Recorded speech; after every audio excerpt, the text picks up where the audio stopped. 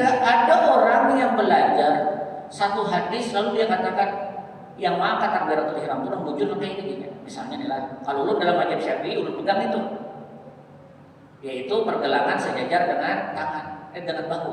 Nah ini lu pakai. Ya. Tapi lu kan pernah menyalahkan orang kayak ini. Silahkan sini, mungkin itu kan sedang belajar.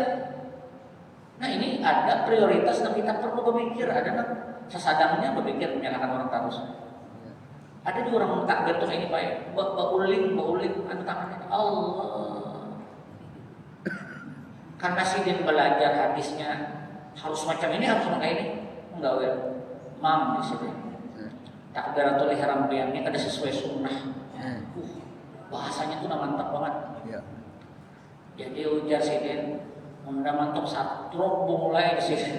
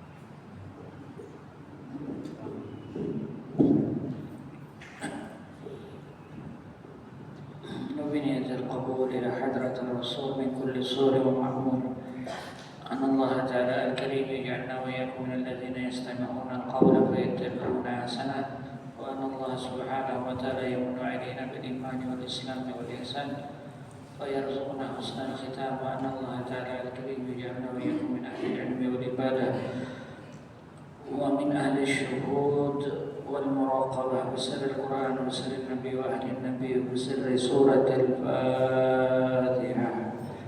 أعوذ بالله من الشيطان الرجيم. بسم الله الرحمن الرحيم.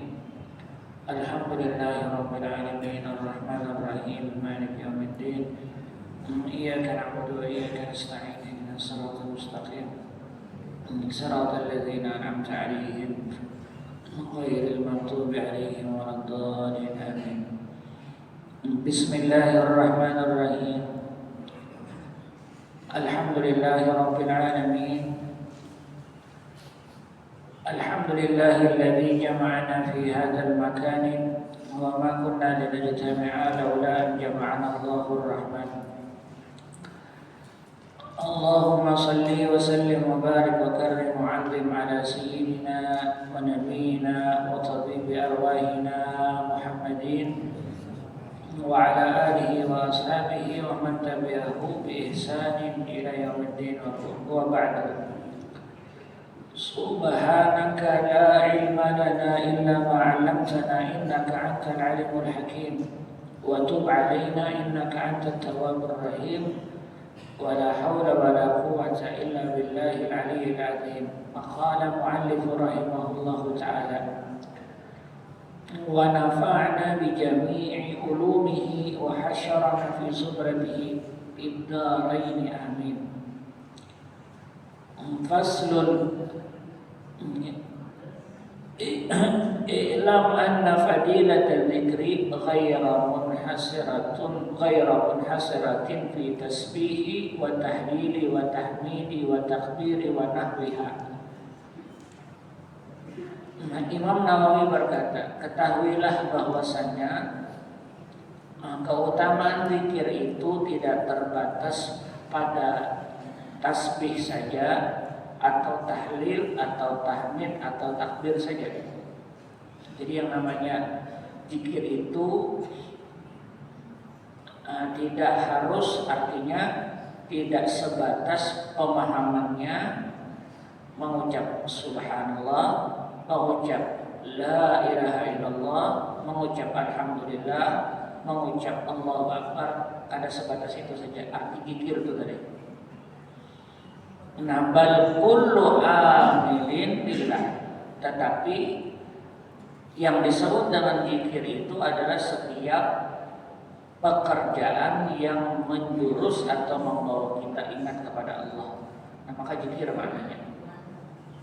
Nah, ini yang disebut dengan itlaqul juz'i wa iradatul 'ammah dalam bahasa usul fikih namanya.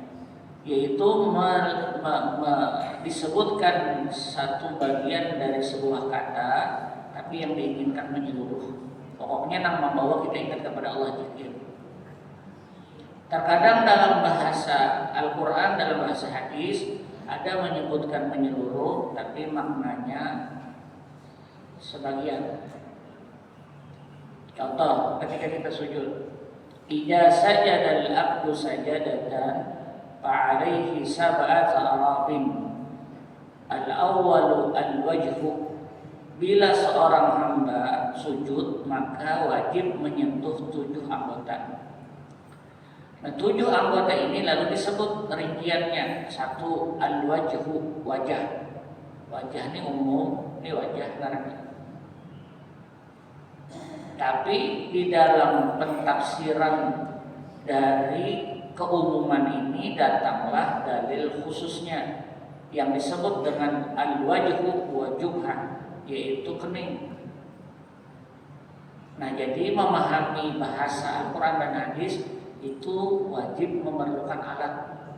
Kadang-kala sekadar literasi kemudian kita menerjemahkannya saja.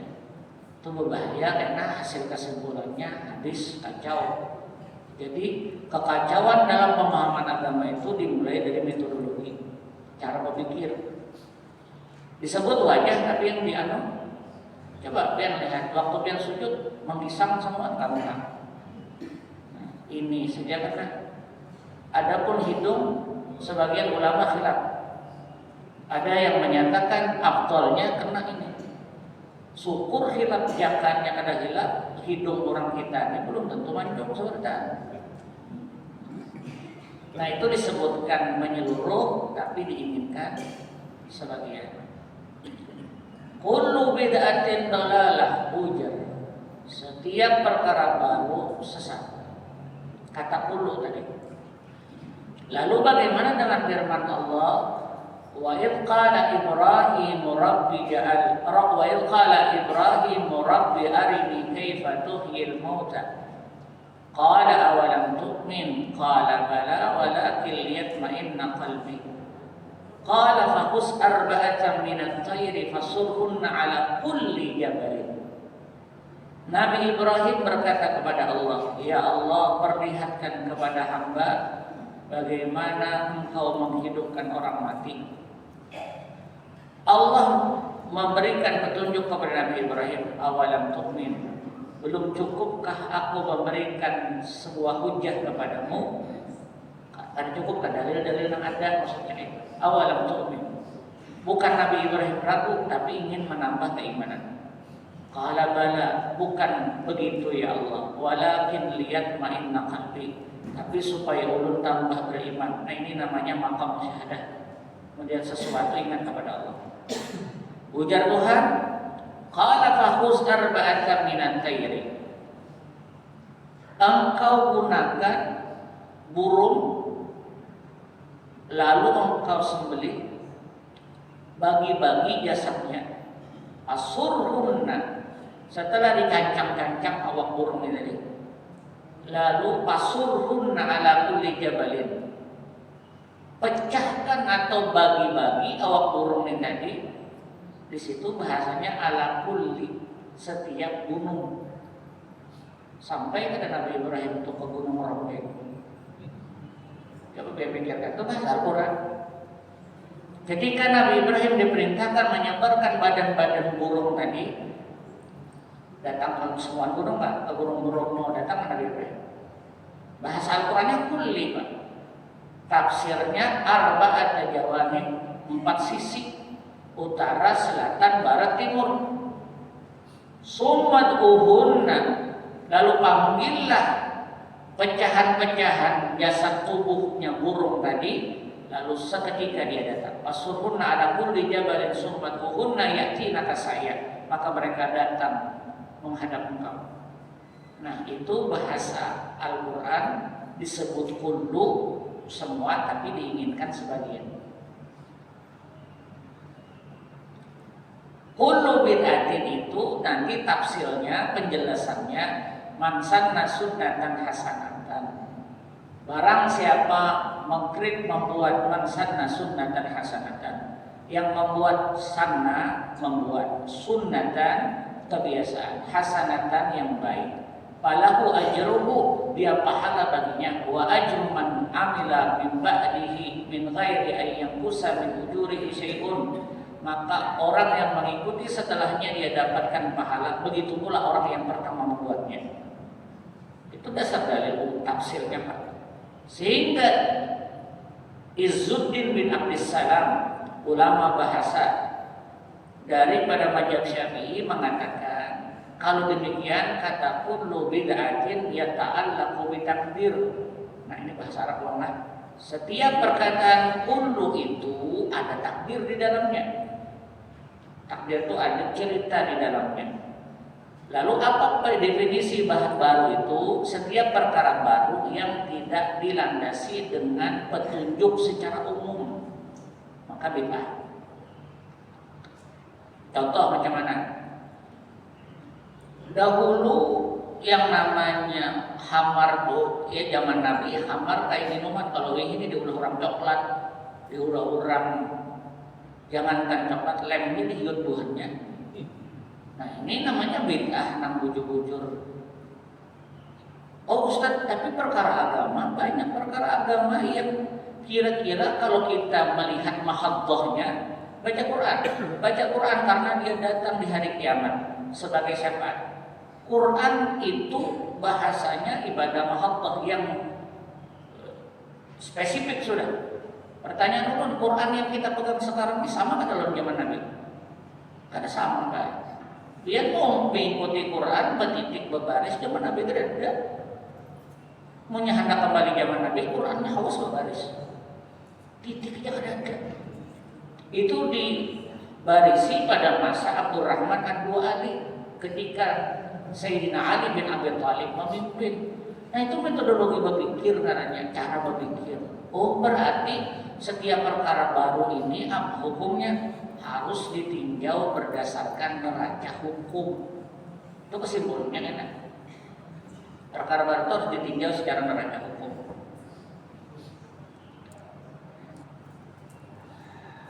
Banyak kejadian-kejadian pesa'ian itu harus tempat sa'i itu zaman Nabi harus Safa Marwah itu. Woi, ini lebar. Kalau dihitung ibadah mahadhah, ya ta'allaqu bil makan, itu terkait dengan tempat. Dilebarkan ke bawah. Tapi berijtihad kada ulama. Nah, jadi wahai kaum muslimin yang ketujuh belajar di YouTube, jangan juga menyalahkan orang jika tidak tahu dasar metode berpikirnya. Setumat-tumat haram, bid'ah, model I-nya berisi sertifikat surga dong. Nah, jadi itu kalau menurut ulun cara berpikirnya. Di antara kita nih Pak, membaca Quran adalah langsung diujuki Quran bisa. Ada. Semua lewat Iqra, dulu lewat alifan, akhirnya alifan aja. Ada Iqra. Adalah Nabi memerintahkan, bacalah Al-Quran, tapi sebelumnya belajar Iqra buhanikam. Barang siapa belajar Iqra dapat pahala. Adalah itu metode berpikir katanya. Untuk sampai kepada Quran harus pakai cara ini. Sehingga belajar Iqra mau kada mau ada hukum. Mau kada mau ada hukum. Nah, itu bahasa-bahasa yang diletakkan oleh para ulama. Nah, inilah yang menjadi fenomena kemasyarakatan kalau menurut cara berpikirnya bisa jadi musibah dalam agama itu kira-kira. Kenapa Allah sebutkan musibah? Karena dia bisa mencap orang kafir atau sesat. satu rakaat. Kita di sini di Masjid Pianina, amunnya sembahyang zuhur tiba, mengamalkan sunnah kan? Mengamalkan sunnah, keluar dulu tajak lihati matahari. Sampai kadang ini waktu istiwa masih waktu zawal. Yang ada mendengar bunyi jam tit ajan sedang tanya. Atau menghadap serena dari radio. Itu metode berpikir cara menentukan sebuah hukum. Nah, lalu Imam Nawawi mengatakan, maka pengertian zikir itu setiap sesuatu, setiap amal yang membawa ingat kepada Allah. Tetapi kata setiap sesuatu di sini nanti dibatasi. Bila mana ada larangan, maka kada boleh kita tapi aku jamaah hajat ingat terus kepada Allah. Bujur tapi kada kau dilapaskan. Nah, ini namanya ada ta'yin atau pengkhususan di dalam pelarangan katanya. Jadi kayak ini kaidahnya malah amal itu mesti ada perintah. Tapi tidak semua perintah hukumnya wajib. Ada wujub, ada mustahab namanya. Ada wajib, ada sunnah. Apakah kalau ada dicontohkan tidak ada perintah langsung dilarang? Ada. Amunnya dilarang, kenyakpin terpelampang sahabat itu. Lalu kaidahnya ada tidak larangannya. Kalau ada larangan secara umum, apalagi secara khusus, maka harus kita sisihkan. Jadi kalau orang bermetodologi berpikirnya kayak ini, ada perintahnya, boleh katakan, ada larangannya. Ada larangannya. Nah, itu cara memulihkannya. Maulid zaman Nabi tidak ada aja. Ngarannya jangan dibahas. Maulid jangan sampai tidak ada, betul. Tapi ucapan-ucapan yang menjurus ke sana ada. Nabi ditakuni hari Senin. Kenapa biar puasa ya Rasul? Senin ini aku dilahirkan untuk rasa syukur kepada Allah. Aku berpuasa. Bukan sarah daripada hadis itu. Disunnahkan mengungkapkan rasa syukur jika mendatangkan sebuah keadaan yang membuatmu bisa membuat syukur dengan bermacam-macam ibadah. Pian hari ulang tahun pian, lalu pian menerapkan kekawanan. Aku nak bersedekah kekawanan punya. Alhamdulillah, aku panjang umur sampai bayi ini umurku pada penyakitan. Alhamdulillah, karena kada pernah diperiksa di sini. Periksa di sini. Ya sudah. Nah ini yang disebut dengan arti zikir. Nah. Bal kullu amalin lillahi ta'ala bi ta'atin bahwa dzakirun lillah. Maka setiap amal yang membawa kita ingat kepada Allah dengan ketaatan kepadanya, maka disebut dengan zikir kepada Allah. Contohnya qala Sa'id ibnu Jubair radhiyallahu ta'ala anhu wa ghairuhu minal ulama wa qala Atha ibnu Abi Rabah rahimahullahu ta'ala majalisul dzikri ya majalisul halal wal haram. Contoh nih penafsirannya. Apa gerak contoh-contoh zikir itu? Contoh jasidin seperti perkataan seorang tabi'in Atha bin Abi Rabah. Atha bin Abi Rabah ini al-A'raj. Sidin ini baik injak orangnya berarti sidin itu tabi'in. Dia banyak tidak kurang dari 200 sahabat bertemu. Nama sidin Atha bin Abi Rabah. Meriwayatkan hadis lebih daripada 1.500-an. Sahabat yang ditemui adalah kurang lebih 200 sahabat. Dia bertemu dengan Abdullah bin Abbas, dia bertemu dengan Abdullah bin Mas'ud, dia bertemu dengan Anas bin Malik, ini Atha bin Abi Rabah. Orangnya cacat. Kalau kamu waras menuntut ilmu kada cacat. Awaknya bangking. Itu terjemahan ulun. Pendek dia tulisannya di dalam kitab itu. Dulu bangking, kurang lebih awal dulu begini. Ya, Atha nih. Nah, berkata Imam Atha bin Abi Rabah, tabi'in makamnya. Ujar sini majalisul dzikri ya majalisul halal wa haram. Majelis zikir itu contohnya seperti sebuah tempat yang membicarakan halal dan haram. Berarti hukum di fikih. Jadi kalau ada majelis halal wal haram di masjid kita nih, ada kajian fikih Syafi'i, atau membaca kitab Sabilul Muhtadin. Nah, itu majelis zikir juga namanya. Majelis zikir.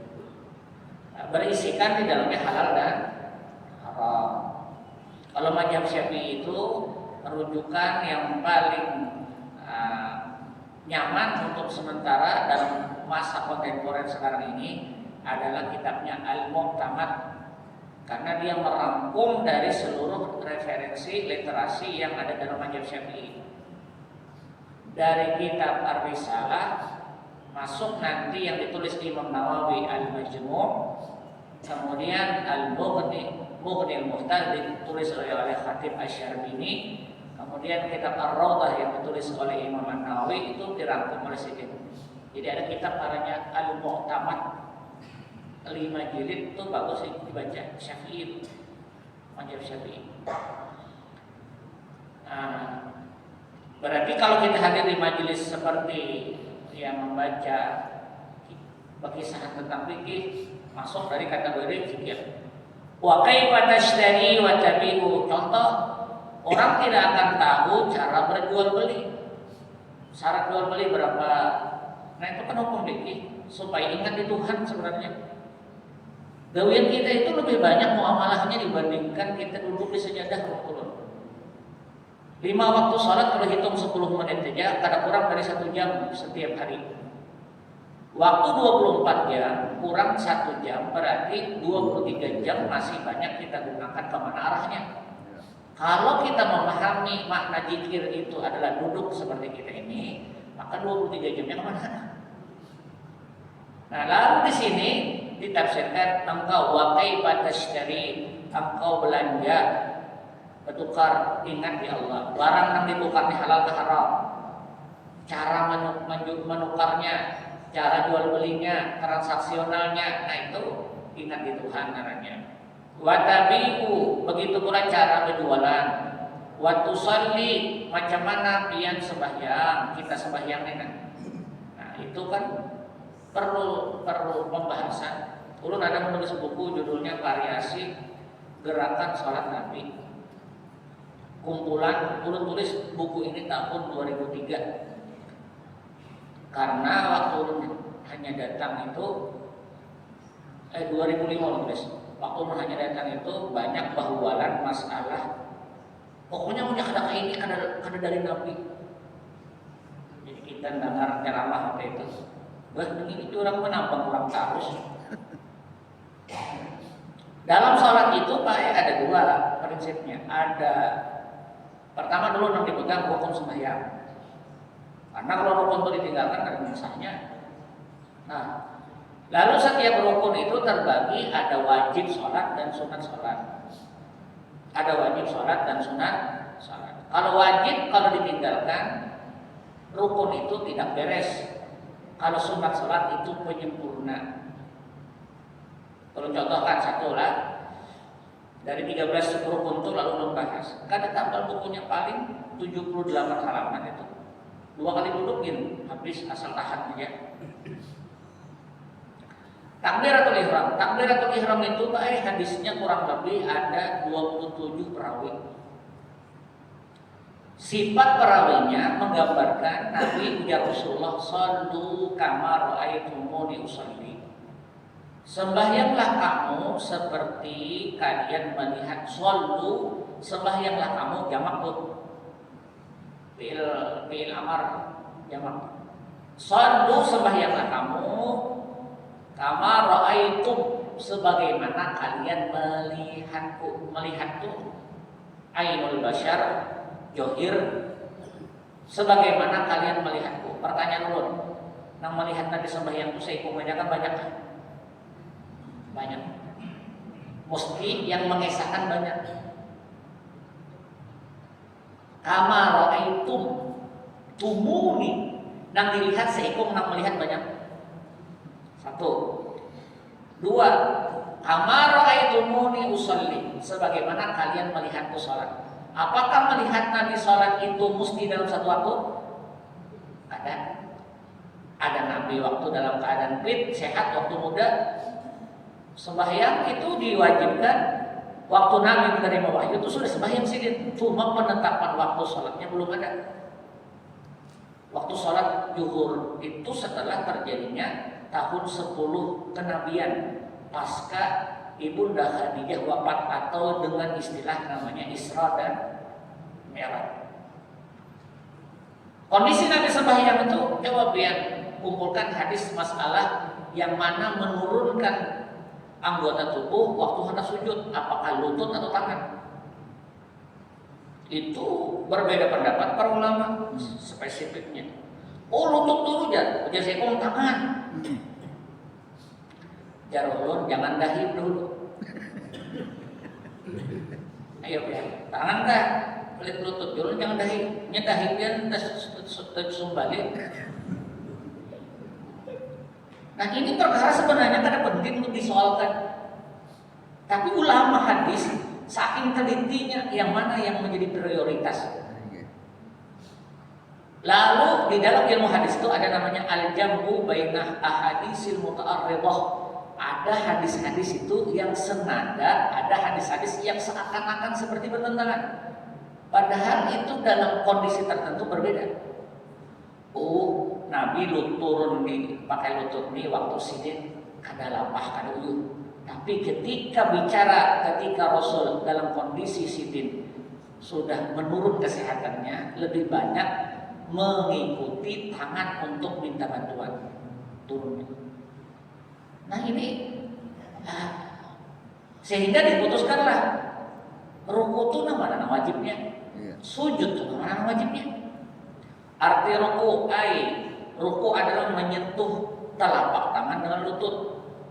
Nah, yang penting tangan menyentuh ke lutut dengan membungkukkan badan itu sudah sah hukumnya. Lalu bicara kesempurnaan, karena banyak hadisnya, di antara kesempurnaan salat meratakan punggung. Kada semua engkau rata. Menyalamak awaknya anak kayak rata. Antuh hukum tuh bijak soalnya berpikir. Limbah itu zikir waktu ruku itu kesempurnaan bicaranya. Berapa riwayat? Di Bukhari itu 7 bacaannya. Subhana rabbiyal azim. Titik. Riwayat Uqbah bin Amir, Subhana rabbiyal azim wa bihamdi. Riwayat Sayyidina Ali, Subuhun Qudusun. Ayo bahasa sembahyang kan itu orang karena bacaan lain bid'ahnya wani mau ngarep seorang. Saya tahu tuh bacaannya banyak. Andai kata berdiam, Allahu Akbar, kok berangai ya kawan nih. Kenapa supaya kada bacaan kada sahnya? Karena kalau diputuskan karena ini bicara sunat sholat namanya. Jadi setiap rukun itu punya posisinya, mana wajib sholat, mana sunat sholat.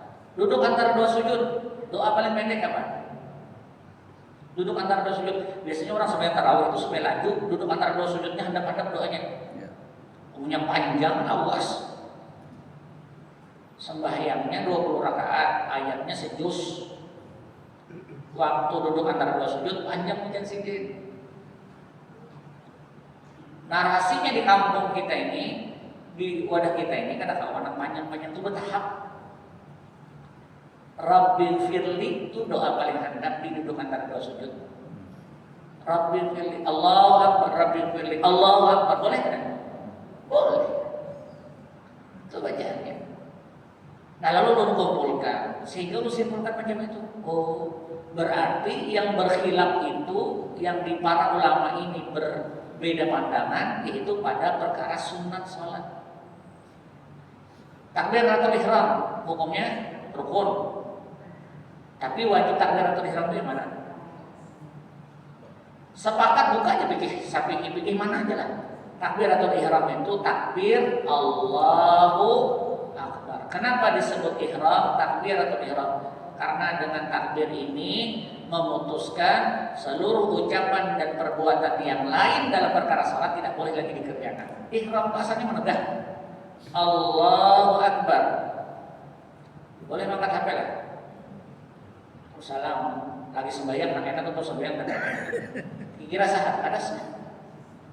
Takbiratul berarti wajib takbiratul ihram itu apa? Ucapan baik. Allahu Akbar. Kalau yang Allahu Akbar, sami Allahu liman hamidah, itu bukan takbiratul ihram, namanya takbiratul intiqal. Perpindahan. Itu bukan rukun, intiqal itu sunat salat. Nah, sekarang Allahu Akbar. Pertanyaan kedua.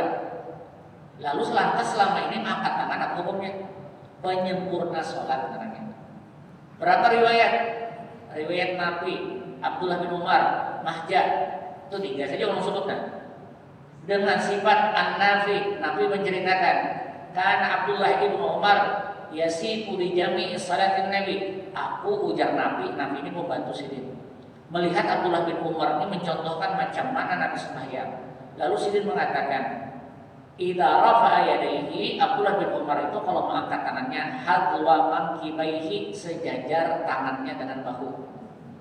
Tafsirkan itu. Kata tangan sejajar dengan bahu. Ini tangan bisa maka ini sejajar dengan bahu. Bisa maknanya tangan yang dimaksud pergelangan maka ini. Lalu di dalam perkara fikih salat sejajar dengan bahu itu mazhab Syafi'i mengatakan yang dimaksud tangan pergelangan. Jadi kayak ini, bahu, jari jemari sejajar dengan telinga. Itu di dalam Sabilul Muhtadin, dalam Ihya Ulumuddin, di dalam kitab Mughni Muhtaj.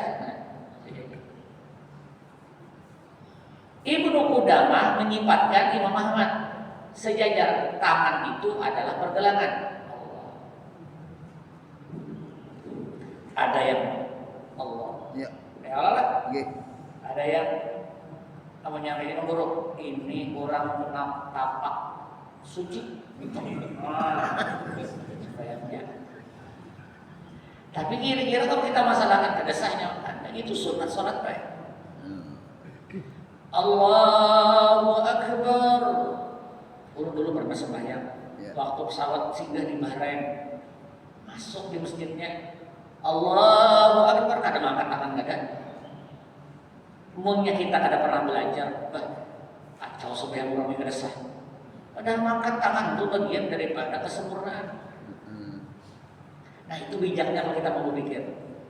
Nah jadi hendak ini kan, sehingga ada orang yang belajar satu hadis lalu dia katakan yang mengangkat takbiratul ihram itu muncul kayak ini. Misalnya nih lah, kalau lu dalam mazhab Syafi'i lu pegang itu, yaitu pergelangan sejajar dengan tangan, dengan bahu. Nah ini lu pakai. Tapi lu pada pernah menyalahkan orang kayak ini? Silahkan sini, mungkin itu tak bisa belajar. Nah ini ada prioritas yang kita perlu berpikir. Ada sesadangnya berpikir menyalahkan orang terus. Ada juga orang takbir tuh ini Pak, bauling anu tangannya Allah. Karena Sidin belajar hadisnya harus macam ini, harus macam ini. Enggak ya. Mam di sini. Takbiratul ihram ini ada sesuai sunnah. Bahasanya tuh mantap banget. Jadi ujar Sidin, udah mantap satrok mulai di sini. Sudah tahu orang garing setrok, orang setrok tuh kalau mati tangan sudah nggak tahu lagi mau mulainya. Antum bijak berpikir kan? Karena di lain kesempatan ulun bukakan kitabnya tuh, kita bagi satu-satu dan ulun yakin setelah yang belajar itu ngerti mana rukun sholat yang menjadi prioritas, wajib sholat mana sunnah sholat. Berpikir tuh menulisnya tuh. Bukunya tipis saja, tapi kalau menurut ulun itu jadi jawaban bagi polemik yang ada di masyarakat. Nah ada sunat salat, ada wajib salat. Nah sudah. Nah jadi wa kaifa tusalli wa tasum, bagaimana kita puasa? Ulun ingat setiap bulan puasa itu Nabi masalahkan Tuhannya itu pasti imsak. Ada umpati ajannya, hujan. Bujur tuh bujur umpati ajan. Cuma di zaman Nabi itu ada pembagian waktu, bagian tengah, timur, barat, aku nih. Coba pian hidup di kampus di situ perbatasan di Anjir tuh. Iya. Anak mana mati? Aku jumpat banjir aja. Itu pas pembukanya. Lalu majelis ulama ini jeli berpikir, oh kalau kayak itu ada waktu yang harus kita pahami. Tidak semua masyarakat ini paham dengan kondisi penentuan waktu menahan. Di Mesir dulu kayak gitu kan. Kalau mengikuti ajan Bilal, mesti ya Bilalnya tergurim. Lalu dipakailah dengan metode pengiriman suara dari satu tempat ke tempat yang lain itu bisa terlambat. Coba biar lihat di radio tuh. Masjid sini atau masjid lain bisa terlambat. Tarik kesimpulan sebelum azan, tarik imsak, tahan. Nah itu bijak berpikirnya. Tidak sesuai sunnah, maka barang siapa mengamalkan mengikuti imsak tidak sampai dengan perbuatan Nabi, maka berhati-hatilah kaum muslimin. Ini ada otaknya penceramah ini, mahwal terus, ada pahamnya matur pemikiran tenang. Bujur sesuai dengan waktu masuk sholat subuh, tapi kayak apa penentuannya tuh kan? Itu dipikirkan. Bisa nggak memiliki HP ini ya? Rusaknya di mana? Di LCD. Awal membongkar ilmunya nggak ada. Nah itu sama tuh orang berpikir begitu. Oh kita sebenarnya harus menahan di waktu ajannya. Bujur, pemahaman itu bujur, cuma caranya macam mana? Nah itu hal yang dulu kan ada hidayat tuh menembak benar itu. Disurati oleh kawanan dia tamat Libya. Ini seangkatan tahun itu, cuma yang ke Libya bukan ke Mesir. Disurati oleh kawanan. Rujuk habis itu minta maaf. Dia mengatakan al-akhta usaiyah. Dia katakan kesalahan yang tersebar luas kemana-mana dengan menggunakan imsak. Setelah dianalisa itu, rujuknya umur begini. Dia, oh iya. Nah ini proses berpikir Pak Eder aja. Proses berpikir. Nah baik, wa kaifa tasum? Allahumma laka sumtu wa bika amantu wa ala rizqika aftartu wa daibika makananku. Tambahin anak-anak biasa. Doa ini juga banyak dipersalahkan waktu berpuasa. Doanya tidak sesuai sunnah. Padahal ada di Abu Daud. Prinsip berpikirnya Imam An-Nawawi mengatakan kalau hadis itu lemah, hanya sekedar sifat doa, silahkan memaafkan. Gak boleh. Itu prinsip berpikir namanya. Oh, ini doanya boleh. Ya Allahumma lakas sumtu wa bika aman. Misalnya kalau membaca doa itu bang salah puasa kita. Sah aja dua. Allahumma barik lana bima rajabtana wa qina adzabannar. Sah dua. Untung berpuasa. Makan sudah, ujar Nabi, zahabaz zama, hilang dah hausku, wa batalatil urub, basah tenggorokan, wa sabatal mudahan berpahala. Itu bahasa Rasul secara bahasa khobariyah namanya. Nabi memberitahukan macam itulah, lalu dianggap itu seperti doa yang permanen. Tuntung yang berpuasa, kalau orang keluar habis makan tuh, alhamdulillah kalah dari sini. Itu bukan keluarnya, kalah dari sini. Nah, kira-kira macam itu cara berpikirnya. Wa kaifa tasum? Wa tankahu, bagaimana menikah? Oh, jadi majelis nikah itu majelis zikir juga. Aku anak berzikir rumahnya aja. Sekalinya ini kawin sini. Majelis nikah namanya. Nah jadi ini penting pengayaan kepada anak-anak kita, anak kawin, bahwa ketika dia berakad pada hakikatnya dia berzikir kepada Allah. Maka mulai langkah akad itu ijab dan qabulnya sudah beralih nuansa hidupnya dari yang kosong menjadi berisi. Itu bahasa umum itu. Dari yang asalnya dia seperti tidak ada apa-apanya, orientasi hidup ini sudah ada nafkahnya, mencari anak sendiri jadi ibadah. Subhanallah. Itu kalau mau berpikir. Wa tahujja. Begitu pula orang berhaji. Wa asbaha hadza, dan yang lainnya secara hukum, maka yang disebut dengan zikir itu secara umum yaitu termasuk majelis-majelis zikir. Wa faslun maqala ta'ala. Hanya jam 6.10 Pak. Memang masuk jam 6.10 Pak. Berarti ulun yang rasanya ulun 6:30 ini sembahyang di Abdi Mekah Pak. Hanya boleh umroh ulun malam Selasa tadi datang 6.10 sudah isyarat lah, sudah masuk waktu dulu itu. Nah baik, saya sebagai inilah asal malam-malam sedikitnya Faqala ta'ala, Allah berfirman, innal muslimina wal muslimat, sampai kepada firman Allah, innal muslimina wal muslimat wal mu'minina wal mu'minat wal qanitina wal qanitat was sadiqina was sadiqat was sabirina was sabirat, pasangan ini lah, wal khashiina wal khashiat wal mutasaddiqina wal mutasaddiqat was saimina was saimat. Nasaimah disambut di sini nasaimah. Wasaimina wasaimat wal hafidhina furujahum wal hafidhat wal dzakirina Allah katsira wa dzakirat a'adallahu lahum satu maghfiratan wa ajran azim. Ujar Allah nih dalam surah Al-Ahzab ayat 35. Sesungguhnya laki-laki dan perempuan yang muslim dan muslimat, yang mukmin dan mukminat, qanitin dan qanitat. Qanit merek spray maksudnya ada wanita lah, spray bang itu. Qanitin wa qanitat, orang yang ketujuh berdirikan ibadah kepada Allah, wal qanitin wal qanitat, was sadiqin was sadiqat, orang yang ketujuh bersedekah. Ayat ini berpasangan terus kan?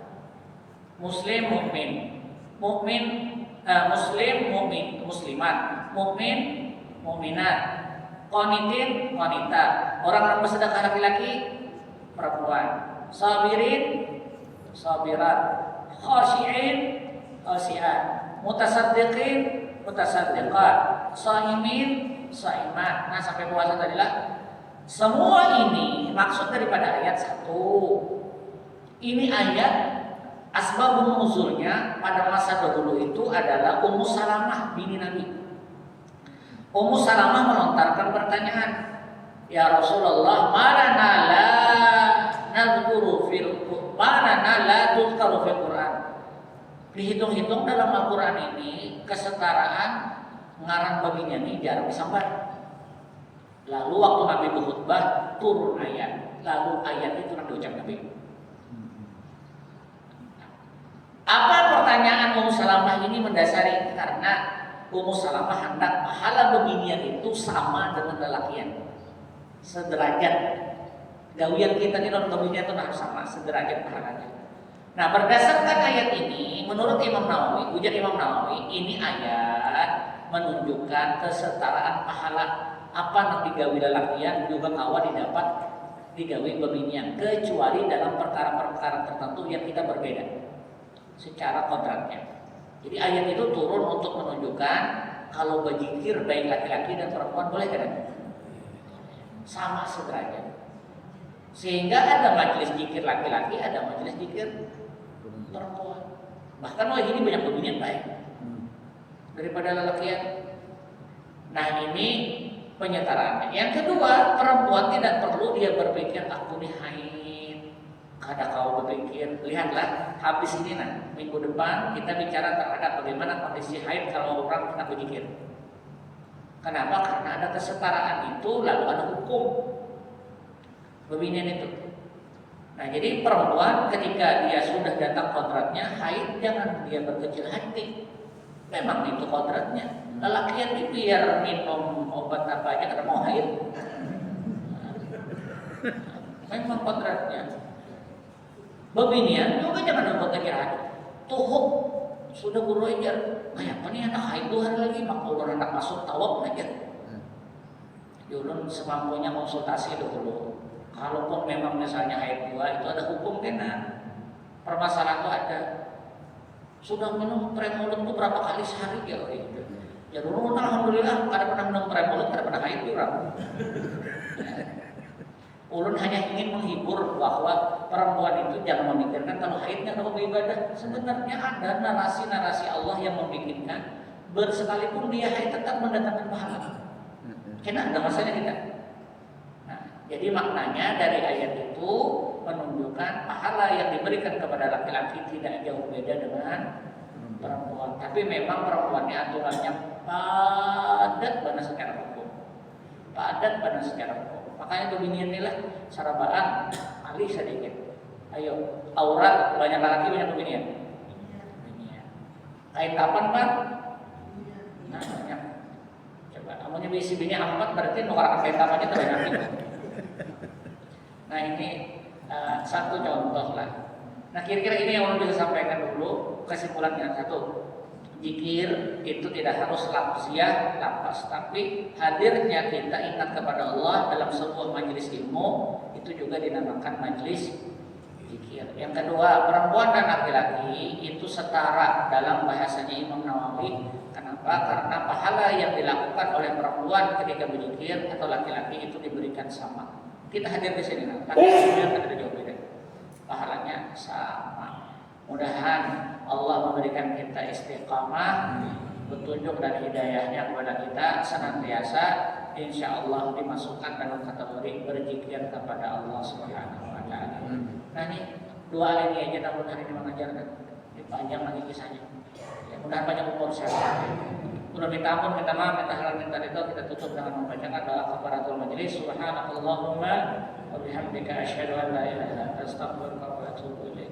Ya Rabbana ta'arafna bi annana katarafna annana asrafna ala ladha ashrafna atub alayna tawbata ghasil kulli hawba واستر لنا العورات وآمن الروعات واغفر لوالدينا ربي ومولودينا والأهل والإخوان وسائر الخلان وكل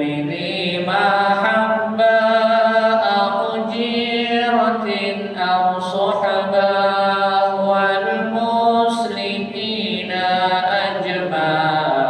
أجمعين ربي أسمى فضلا وجودا منا بانتساب منا بالمصطفى الرسول نحظى بكل سؤل صلى وسلم ربي عليه عند الحب وآله وصحبه بداية صحبي والحمد لله في الباب والتناهي حمدا كثيرا دائم محبة النسائم سبحان ربك رب العزة عما يصفون وسلام على المرسلين والحمد لله رب العالمين صلاة الإشراف يا رب